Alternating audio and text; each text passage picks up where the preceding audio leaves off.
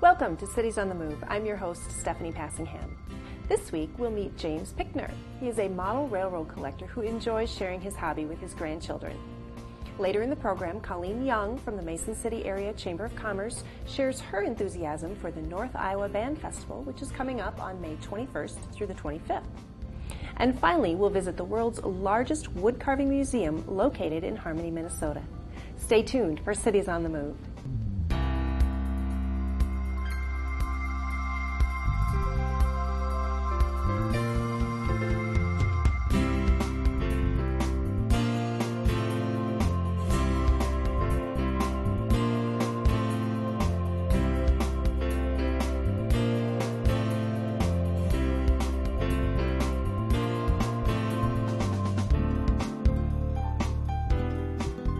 James Pichner started his model train collection as a youth. Now his current track layout includes 3 levels and numerous accessories. Let's find out more. Hi, I'm Jim Pichner. Currently live up in Faribault, Minnesota. Moved there about 5 years ago in 2003 and have spent most of my career, in fact all of my career, with Hormel. So 37 years ago, I started with Hormel back in 1971. One of my favorite hobbies through that career and prior to that was model railroading. My parents purchased a model railroad for me, a Lionel train, back in 1958. So it was always a kid's dream back in the 50s and early 60s to get a train for Christmas. That was the beginnings of my model railroading. What I have is what's sitting here is the larger version, what's displayed here, and that's O gauge. The scale on that is 1 to 48.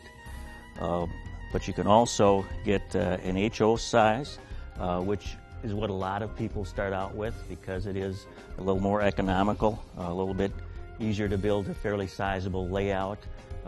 My size takes up a lot of space to have a reasonable layout to go with.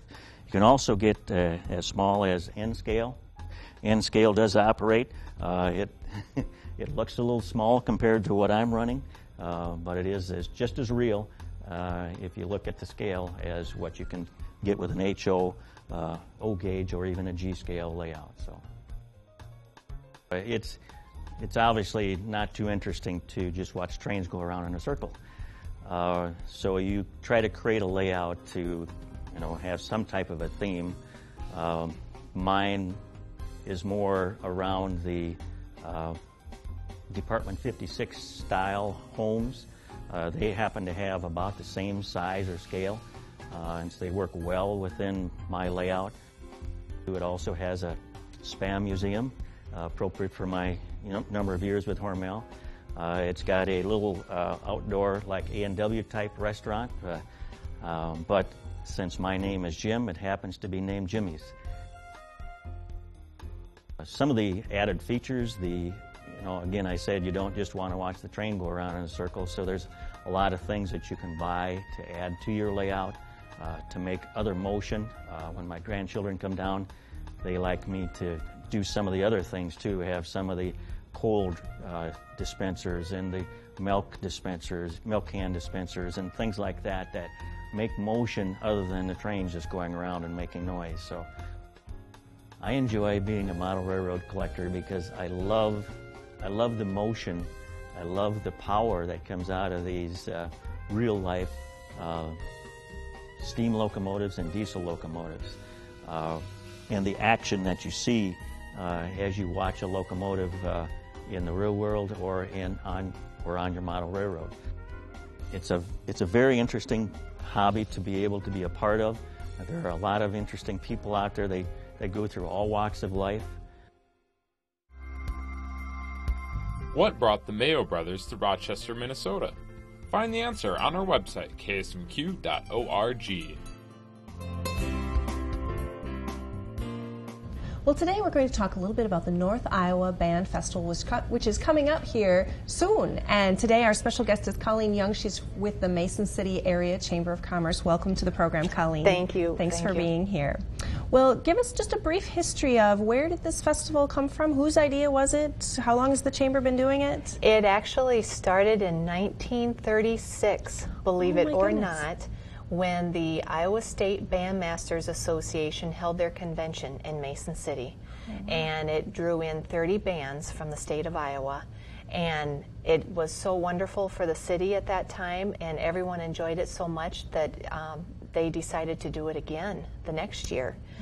And it was actually started with the Chamber. It was the Chamber Secretary that was the co-founder of it. And I don't know if you remember Carlton Stewart's music store in Mason City. Carlton Stewart was the president of the Iowa Bandmasters Association in '36. So all these names are coming back of how this music all started in Mason City. Oh, great. And then, of course, they have invited Meredith Wilson throughout the years to visit as the Music Man, and Shirley Jones. And now this year we are celebrating our 71st anniversary. Oh my goodness. And you're going to do the math and say, okay, that doesn't add up. Well, they didn't have it for 3 consecutive years because of the war. Okay. So that's why it doesn't quite add up. But then they kicked it right back in again, and it's been going strong ever since. That is a long time. That's a long time. We were nowhere near a twinkle in our parents' eyes at that time. But in 1936, they had 1,300 marching students at that time, and about 30 bands. And last year, we had over 1,500 marching students. Great. So although some of the band numbers have lowered, we're down to about 20-some bands that march. The bands are a little bit larger, and of course that is due largely to the consolidations of schools these days. Sure. So give us a sense of what a band festival is. There's a judging component to it, and you guys have added a ton of activities. Kind of give me a litany of events. There is. It used to be a 4 or 5 day event. We have now narrowed it down to 2 days. It kicks in Thursday night. We have the kickoff for the entire weekend, and we have the municipal band play and the middle school bands. And that is when we honor our sponsors each year for the event. And if I can remind everybody that this event is absolutely free to the public, absolutely free. There are no ticket sales, there's no seat reservations or anything, there's no beer garden, and we rely solely on our sponsors to put this event on every year. So we're very thankful for them. But we just have a wonderful time. It's all about music. And a great deal of planning goes into planning the music. But of course, the highlight is the parade, which is on Saturday at 10 a.m. And it begins downtown Mason City, and it ends up at the high school. And it's about a 3-mile route, I believe, 3 or 4 mile route. But last year we had nearly 150 parade entries and bands. So the entire parade was about 150. Oh my goodness, that's a big parade. It's a big parade. We like to keep it to about 2 hours. Okay. So we do aim for that. It begins at 10 and we want to be done by noon. Okay. So give us a sense of this competitive piece, because this has become, I mean, you guys have been doing it for a long time, but this has become much more popular in recent years, and you see band festivals around the region. What do the kids have to do? Right. The bands, the marching bands are becoming, they're becoming a little more competitive. I know Minnesota is known for that, and there are several in Iowa that compete, but they're very proud of their marching bands, and they have every right to be. They really put on a great show. What we do is we provide judging services by Tri-State Judging Association. This is what these people do. They judge marching bands. And we bring them down, we hire them to judge, and we judge by class, school class size. So when bands register to participate in the parade, they provide us information about how many are in their band and what their school class size is, and that is where we group them together, so all the class sizes are judged based on size. On their peers, too. Yes. Yep. Okay. And so the judges are wonderful. There's a judge that sits off to the side, and there are 2 judges that actually mingle among the marching bands. And did you march in band when you were in school? No. I did, and it's very important to keep your lines straight, in both ways. And when you turn a corner, it's very important to keep them very clean corners.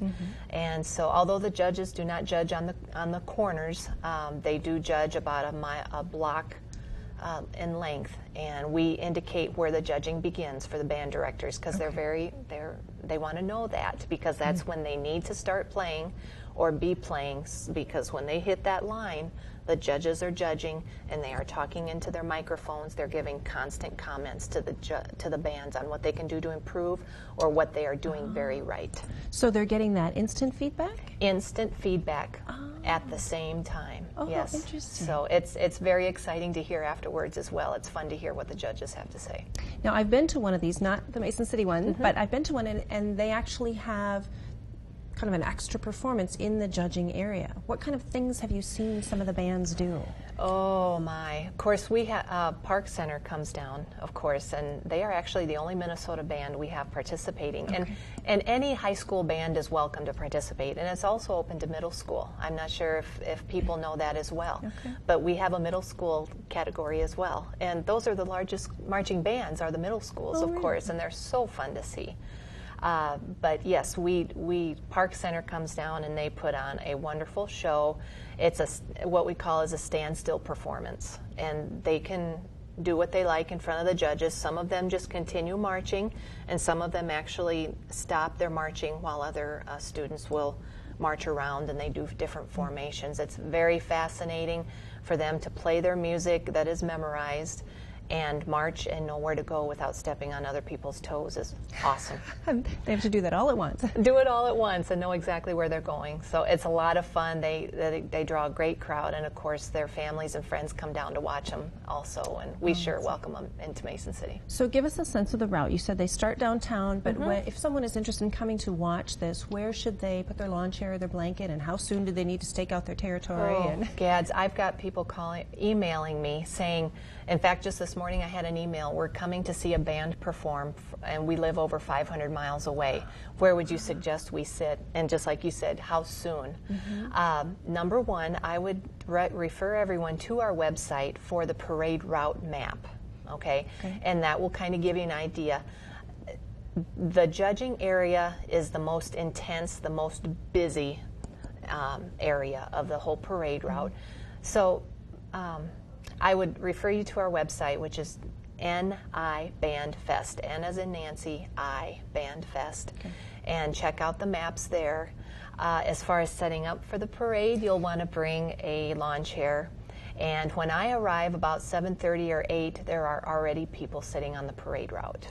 I am in charge of lining up the marching bands, and then we merge them with the floats at the corner. So not everybody lines up in the same line. So I thoroughly enjoy working with all the band directors doing that. So it sounds like maybe if people want a cheering, loud, kind of boisterous atmosphere, being by the judging station may be the place. But if you just want to watch the parade, maybe find a little bit more residential, shady And you will know, and you will see all of the parents of all the students that are marching trying to get in that same area, because they're doing pictures and videotaping. So it's going to be very busy, but the main thing we ask is, although everyone is there to watch and enjoy the parade, it is still all about safety. And we need to keep people off of the streets during the parade.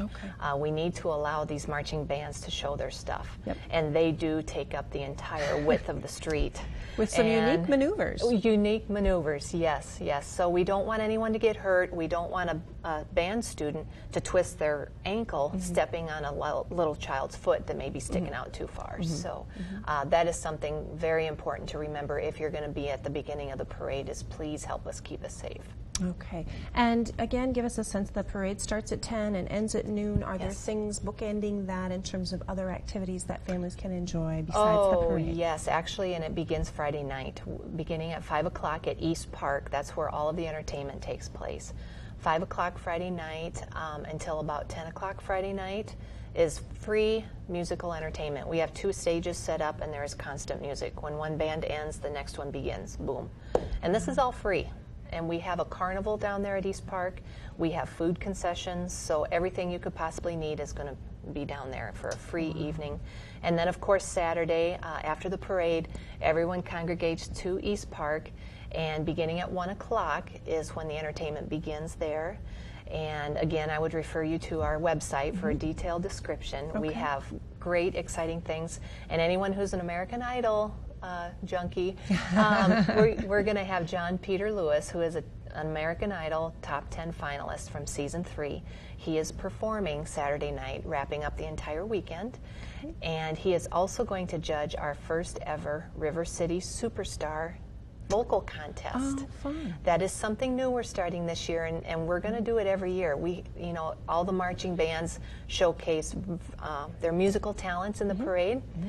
They're instrumental, and this is a chance for the vocalists to perform as well. Oh, how fun. So that will begin at 3 o'clock, and the finalists will perform with a live band, which is a live karaoke band. That's what they do, is perform. So this is a huge undertaking. How do you do it? We do it with the help of our volunteers. We have a band festival committee of about 30 volunteers from all walks of life in Mason City. And we have a subcommittee, entertainment committee, and they meet in September each year and decide what kind of format and what kind of feel they want to give the festival based on the theme that is voted in by the entire committee. And we just take it and run with it. So we Do you depend have on our... any estimate of the number of person hours that it takes to put this together? I've never been asked that question. That's very good, and that would probably be a very scary number.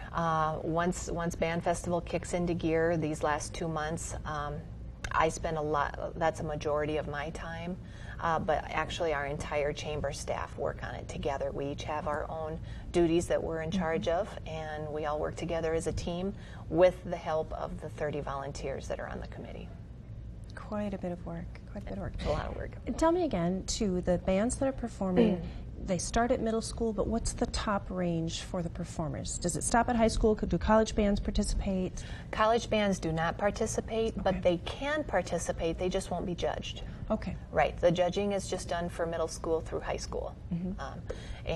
Boy, if we could get a bunch of college bands, we could probably start another category of judging. That would be wonderful. Okay. But we love to provide that entertainment. Great. And with the competition, what do the bands receive? I mean, other than bragging rights, is there a prize? There is a prize. Kep Arts Music Center works with us, and they provide a $500 store certificate to the winning band of each class. So that's $500 they can put toward a new instrument, or if they need to get any instruments serviced.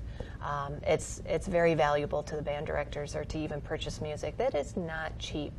To purchase music or to have music for every concert they put on. For sure. Now, you mentioned a couple names of some of the bands, but how far away do you draw? Where do the bands come from? It is mostly in Iowa. We draw some middle school bands from the Des Moines area, actually, and they drive up. We have some bands that only come every other year because they have a band trip on the opposite year. We kind of are battling this year a little bit with the state track meet is the same weekend. So we do have a school that is bringing just a drum line instead of their full band because they're losing so many of their band members to the state track meet. So, which is okay because, school comes first, of course, but we sure miss having them marching in the parade, too. Sure. And is it always the same weekend every year?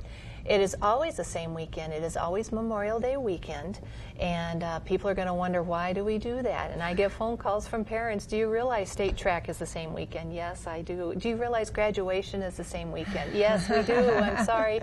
A couple years ago, we took a poll of all of the band directors and said, when would you like it? Do you want to keep it Memorial Day weekend? Do you want to bump it a week later? It was unanimous. They said keep it on Memorial Day weekend because students are still in school in Iowa during that time. They can make them come to and march as part of their grade. But once they're out of school, you can't make them come back. Purely volunteer. That's right. All right. Well, it sounds like a great event, and I thank you so much for coming here to tell us all about it. For those of you who are interested in more details, of course, visit the website that you see there on your screen and check out the North Iowa Band Festival. It sounds like a great time. Stay tuned for more Cities on the Move. Cities on the Move is on the web. Make a comment, ask a question, or share your good idea by visiting our website at ksmq.org. Slim's Woodshed is a sight to behold. Nestled in Harmony, Minnesota, this extensive collection houses wood carvings from around the world. Let's take a look. There are many treasures to find in Harmony, Minnesota. Tucked away just off of Main Street is one such gem, Slim's Woodshed and Museum. Proprietor Stanley "Slim" Marushik has been carving since he was 7 years old. In 1997, he decided it was about time to display his work, along with the expansive collection he had developed over the years. His passion for wood carving began when Slim's neighbors gave him a few simple carvings. Wood carving actually come to me as a young man of 7 years old. I was born and raised right across from the famous Biley clocks from Spillville, Iowa, and they gave me carvings, and that's what actually started my collection. After many years of collecting, Slim actually started carving himself. In 1982, I was recovering from severe problems with MS, and my two lovely daughters brought me some carving tools and told me not to be a couch potato, and that's when I got started carving. I was always astonished by what people could look at a piece of wood and come out with animals, birds, fish, humans. And when I started, I actually started with a little dog, and I thought I really did an awesome job for my first piece. Today, Slim utilizes a variety of subjects and techniques. I guess we just kind of get bored of doing everything flat plane carving. I like to do that, but sometimes I get a little bored with it. Then I'll go to caricature carvers with a caricature carving of a cowboy or dogs or animals or things like that. And then I like to do realistic stuff that I've done over the years. In addition to his own interests, Slim also carves upon request. But generally, people call and ask me to do something.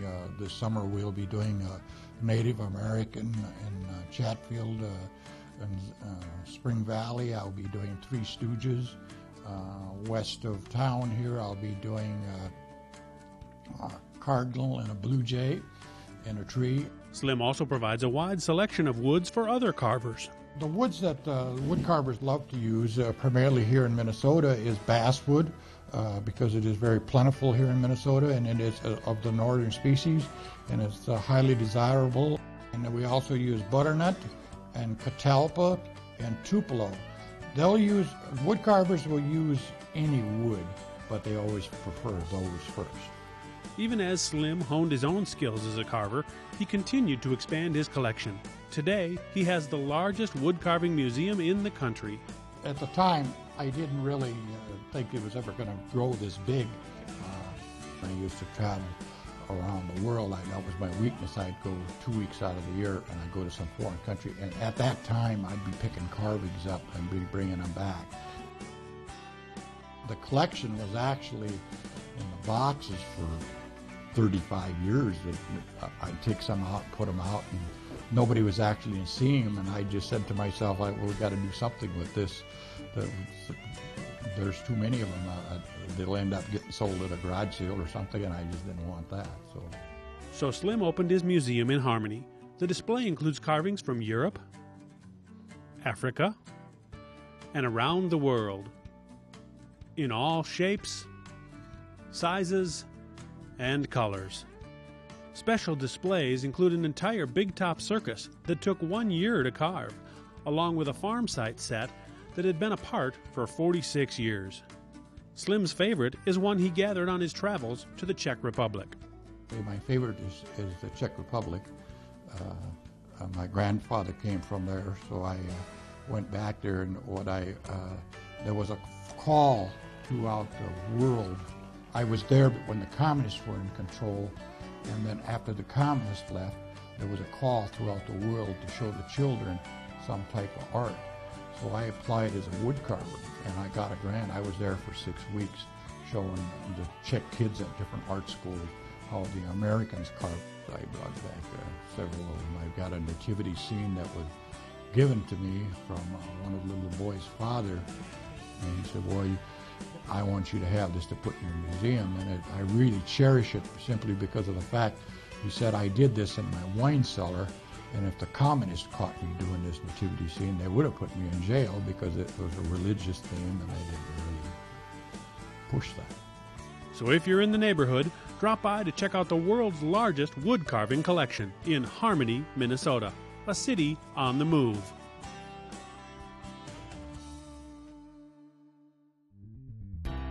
Cities on the Move is on the web. Make a comment, ask a question, or share your good idea by visiting our website at ksmq.org. Summer is just around the corner, and here are a few fun events you may want to consider. On June 10th, enjoy Family Night on the Farm at D&D Dairy near Winona, Minnesota. A family-style picnic begins at 5 p.m. and is served while supplies last. There will also be a farm machinery display, games, petting zoo, and educational tours. Entertainment will be provided by John Bernadette. For more information, check out visitwinona.org. On June 12th, take in a ball game by checking out the Mankato Moondogs at Franklin Rogers Park in Mankato. This Northwoods League team will be taking on the Waterloo Bucks at 7:05 p.m. Enjoy one of America's favorite pastimes with your kids. And for more information, visit greatermankatoevents.com. On Thursday, June 18th, Clear Lake hosts the Taste of Clear Lake on the Lady of the Lake. This event combines two of Clear Lake's best features, the beautiful lake and a wonderful array of food. For more information, visit clearlakeiowa.com. And to share your event, please log on to ksmq.org and tell us all the details.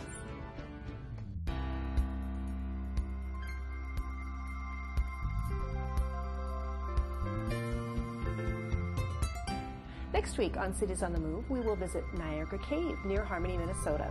We will also visit with Julie Guggen from the Minnesota Home Ownership Center to discuss foreclosures and find out what is really happening in our area. We will also meet Tim Johnson, a pilot who navigates from the ground.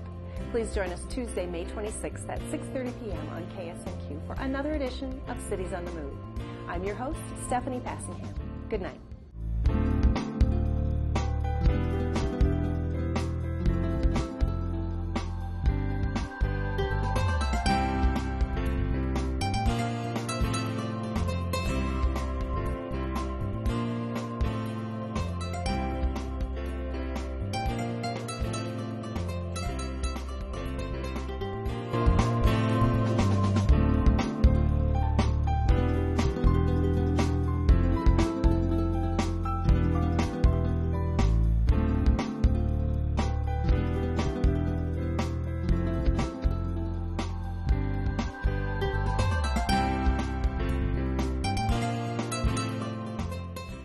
Production of this program is made possible in part through a grant from the Blandin Foundation.